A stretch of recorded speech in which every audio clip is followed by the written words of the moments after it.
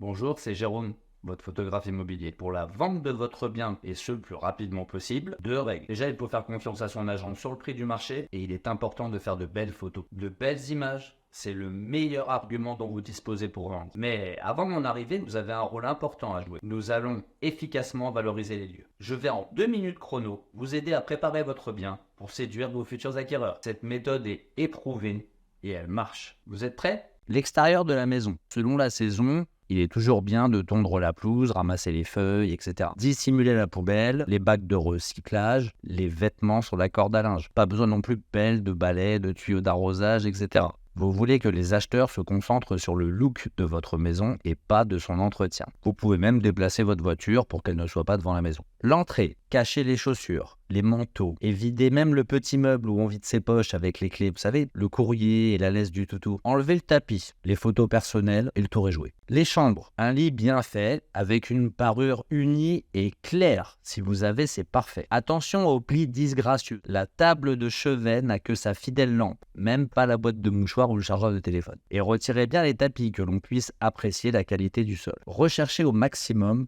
la sobriété. Chambre d'enfant. Enlevez les éléments personnalisés comme les noms et les photos sur les murs. Une chambre d'enfant ne peut pas être un laboratoire évidemment. Rangez les livres sur les étagères, les jouets dans les boîtes et mettez les jouets importants sur les étagères pour les exposer. Nettoyez le dessous du lit en enlevant les objets qui pourraient apparaître sur les photos, mais il faut valoriser la surface, l'ambiance et la fonction de la pièce. Salle de bain, nettoyez le miroir et la paroi de douche ou toute autre surface vitrée. Retirez aussi tous les tapis, les serviettes, tout ce qui se trouve sur les surfaces, même le sèche-cheveux, les brosses à dents et le fer à lisser, le shampoing, le savon, les gels douche et le petit canard. Pas besoin de poubelle ni de panière à linge. Retirez le pèse-personne sous le lavabo et même le peignoir derrière la porte. Ça peut paraître excessif, mais imaginez que chez vous, c'est un magasin aujourd'hui. La cuisine. Je pars du principe que la vaisselle est faite et rangée, les épices au placard, les torchons de cuisine au linge sale, les éponges, le pec-citron, la gratounette cachée sous l'évier et que le frigo n'a pas de graffiti. Enlevez les photos, aimants et autres objets sur le réfrigérateur. Les plans de travail et étagères doivent être épurés,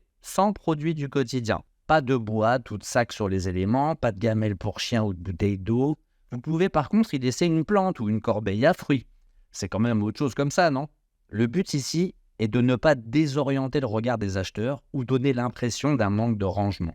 Le salon. Décrochez les photos de famille, les dessins d'enfants, emballez la collection de grenouilles en céramique et rangez les souvenirs de vacances. Cachez ou rangez les câbles de la télévision, de la stéréo et d'autres appareils. Restons sobres, que les acheteurs puissent se projeter. Laissez bien sûr les accessoires décoratifs. Limitez une ou deux choses de chaque, ça ne me pose aucun problème. Je vais m'arrêter là, je pense que vous avez bien compris le plan d'action. C'est juste les objets qui changent. Libre à vous de supprimer un meuble un peu encombrant dans une pièce. Les clients potentiels ont deux exigences, luminosité et espace. Ne vous mettez pas la pression, on s'occupera du reste à mon arrivée. En attendant, bon courage.